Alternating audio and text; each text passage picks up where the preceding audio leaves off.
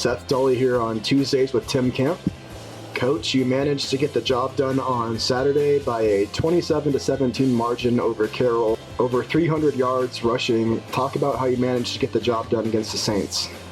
Well, it was really good to see the kids as they prepared through the course of the week. We wanted to be able to run the football, and that was kind of the focus going into it, to get back to winning Frontier Conference games without having to throw the ball all over the field. So I thought the offensive coaches did a great job. The offensive line, Mitch Steffler, Mick Wilson, Ati, Colton. I thought those guys all did a really good job, and then we were able to, Joe Boyle, all those guys up front, they don't get enough credit, but to be able to block a Carroll College team that, in my opinion, has one of the best boxes in the Frontier Conference, and we were able to do it. And, also with the defensive line, being able to control the box, I think that's where you win football games, especially towards the end of the season. So it was just really impressive to be able to see us control the box on both sides of the football.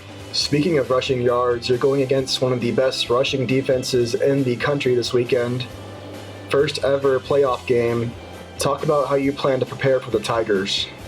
Well, again, it's one of those things is we're not going to change who we are. We have things that will fit right into what they do, and it's going to come down to fundamentals. If we can block and we can take care of the football, I feel really good about our system and style of play against anybody in the country.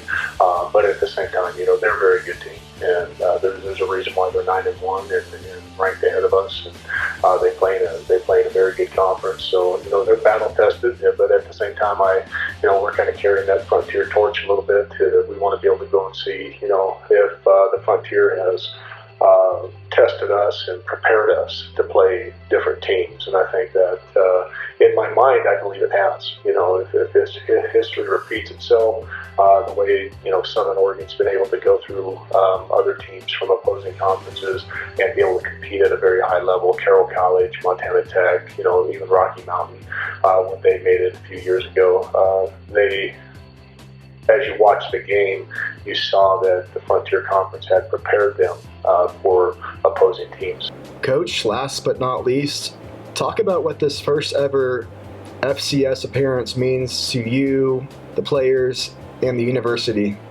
Well, I think there's a lot of hard work that's been put in, and I think that at the end of the day, for us, our goal is to be 1-0. But at the same time, for this university, for this community, and also for our football coaches and our athletic director, president, everybody's excited. This is a great opportunity for this year's senior group to really put their name on this Eastern Oregon University football program, and we have great leaders in that senior group, and I am so excited for them, because they've been working a long time to get to this point, and been able to go through the ups and downs of seasons and be able to go through everything that they've went through. I'm very excited for them, and also for the university. I think, like I said, it's a long time coming.